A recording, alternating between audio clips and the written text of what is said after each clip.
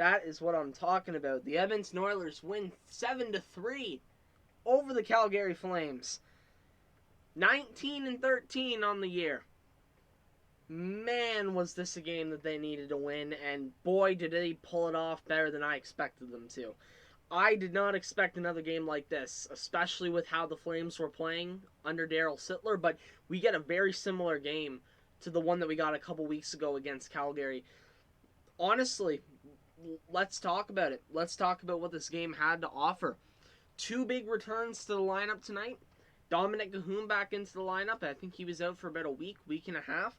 And Zack Kassian makes his return. He has been out for weeks with a hand injury. He finally makes his way back to the ice surface.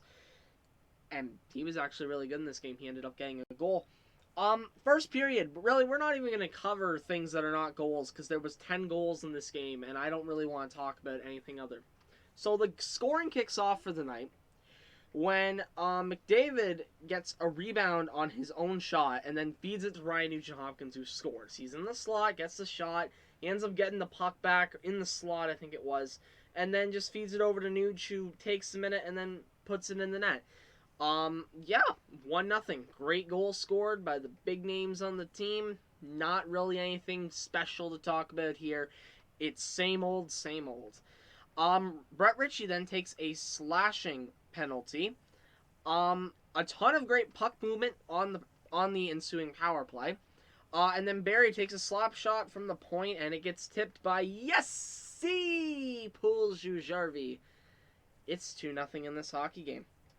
Lots of back and forth. Nothing crazy. It's just a lot of back and forth in the game. A couple penalties here, a couple penalties there. In the second period, Dominik Kahun forces a turnover, and then it ends up getting to Barrie. Everybody's pinched in fairly close to the net. Barrie's not at the point. He's more around the face-off dot. Barrie gets it over to Draisaitl, who just does this beautiful little movement to get it to Kahun, who just scores the one-timer. It's 3-0. Moments later, however, Matthew Tkachuk just works really hard behind the net, works really hard around the boards.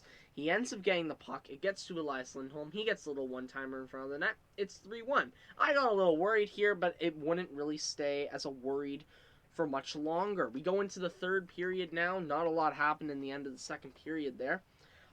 Giordano takes a slashing call very early in.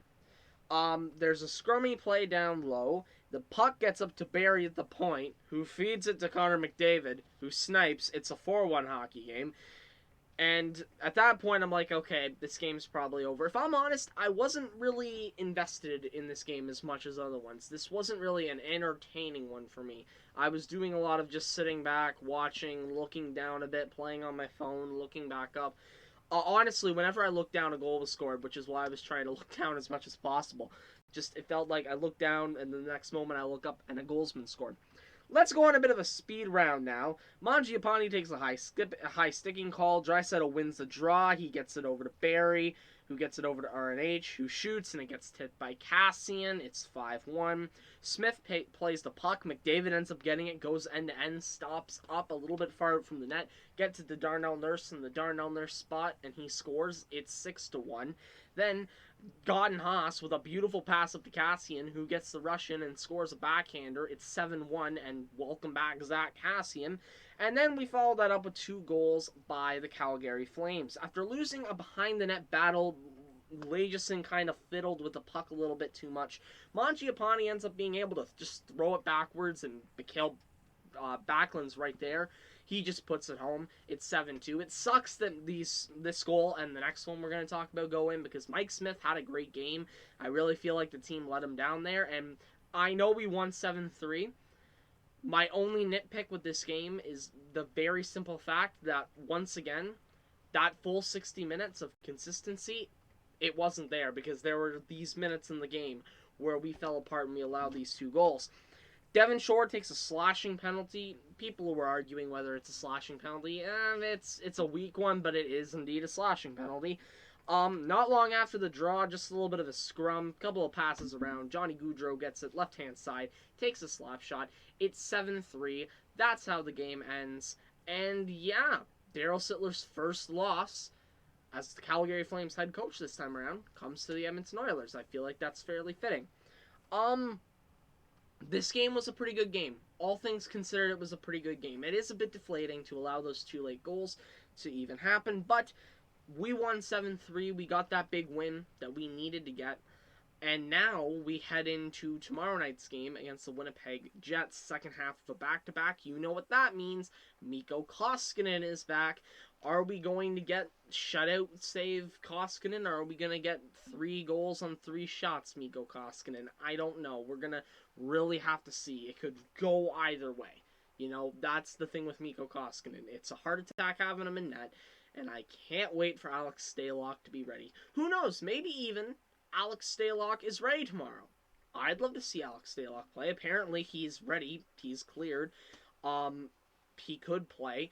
It maybe isn't the best idea to, the moment he gets here, throw him into an NHL game since he hasn't played since the bubble and he's contracted COVID in between his last game and now, which he had complications from possibly that, you know, there were doctors saying he maybe shouldn't keep playing hockey, but he did get the clear.